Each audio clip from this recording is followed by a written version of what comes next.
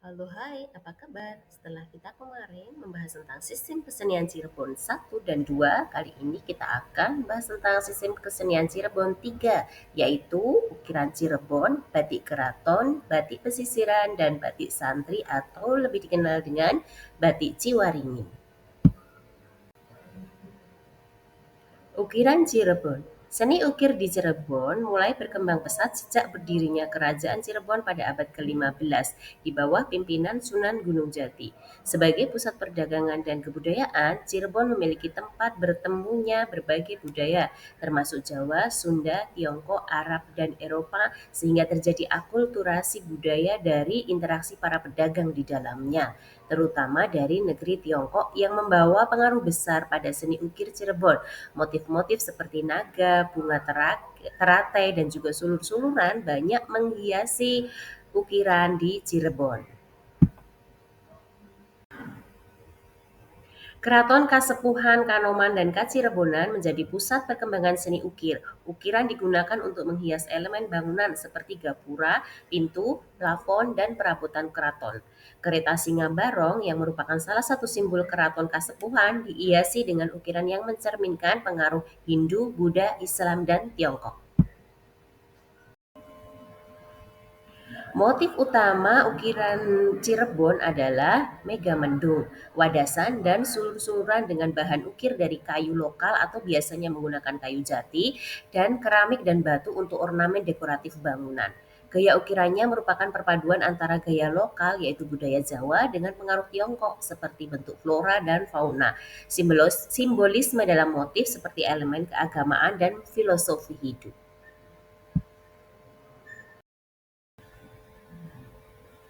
Ukiran Cirebon memiliki fungsi dekoratif, fungsi simbolis, dan fungsi religius. Fungsi dekoratif itu merupakan penghias bangunan di beberapa tempat seperti keraton, masjid, dan perabotan, dan juga untuk meningkatkan nilai estetika dan status sosial.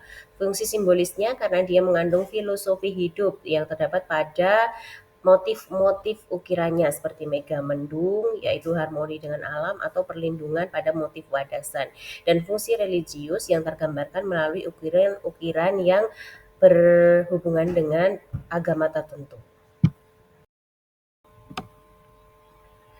Batik keraton diciptakan sebagai bagian dari tradisi keraton yang digunakan dalam upacara adat, pakaian keluarga kerajaan, dan dekorasi istana. Berkembang di era awal yaitu abad ke-15 hingga ke-16. Berkembang di keraton, kasepuhan, kanoman, dan kacirebonan. Digunakan sebagai simbol status sosial dan nilai kesakralan. Beberapa motif yang biasanya digunakan pada batik keraton diantaranya megamendung yang melambangkan kesejukan hati dan keharmonisan. Kemudian paksi naga liman melambangkan kesejukan hati dan keharmonisan. Motif wadasan merupakan simbol keteguhan dan ketahanan hidup. Sedangkan piring salampat melambangkan kesempurnaan dan keindahan.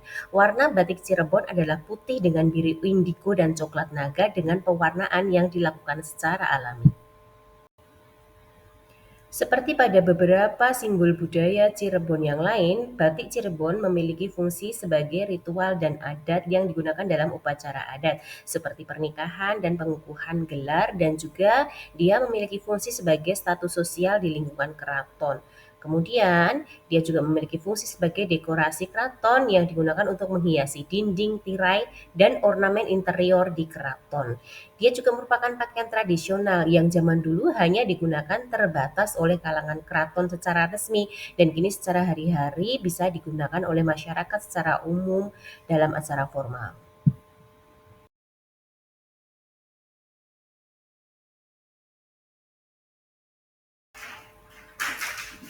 Bicara tentang batik Cirebon tidak terlepas dari yang namanya Desa Trusmi karena dia merupakan pusat produksi batik. Desa ini menghasilkan batik keraton dan pesisiran dengan beragam motif.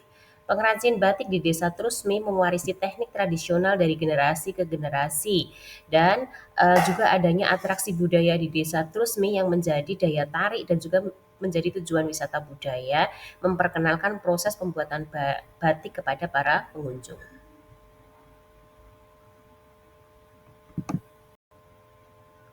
Batik pesisir Cirebon merupakan hasil akulturasi budaya dari masyarakat Jawa, Tionghoa, dan Arab yang telah hidup berdampingan di wilayah Cirebon. Perpaduan budaya inilah yang melahirkan motif-motif batik yang unik dan penuh makna.